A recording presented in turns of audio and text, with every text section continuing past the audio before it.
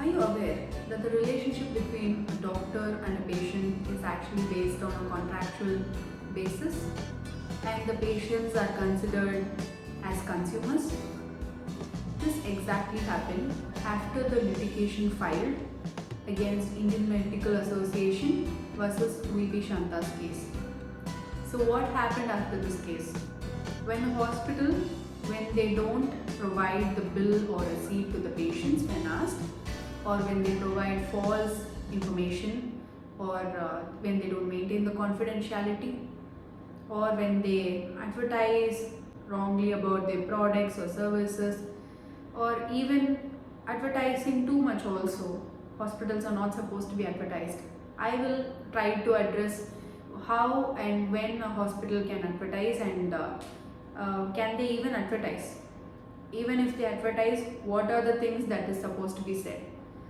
So it is a very thin line of act that you're supposed to say and mention when you're mentioning a hospital service. So why are patients considered as consumers?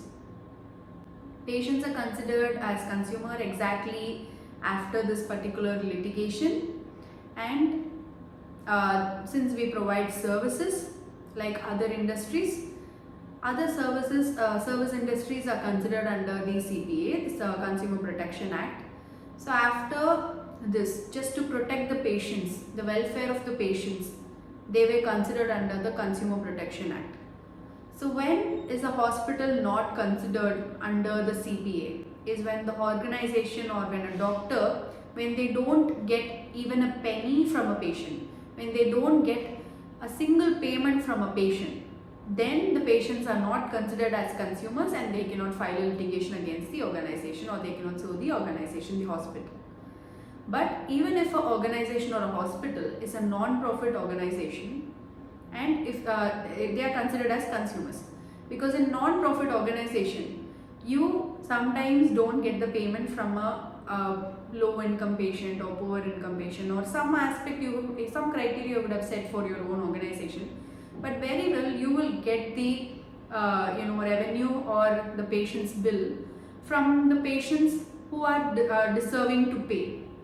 So you are considered as in that case the patients are considered as consumers for that particular organization.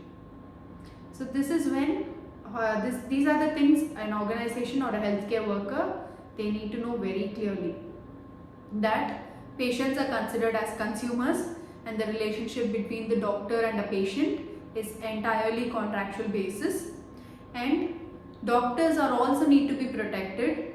The patient's rights and responsibilities is another different topic that I'll be covering in my next video. So how the doctors are also not being protected, and how the unawareness or the little aspect is going against the clinicians. So this is a very different topic. So doctors, as a doctor or as a clinician or as a paramedic or as a healthcare professional, what you need to know is that you have to provide the right information and you should not breach the contract, that is you should not breach the confidentiality. You should not falsely advertise or give false hope to the patients. When a patient asks you for details like bills or receipt, you have to provide them with the right bill. Providing them with different bills different times can also put you in trouble. So that is the standardization of tariff, that is a different concept, and that also will be covered in my upcoming video.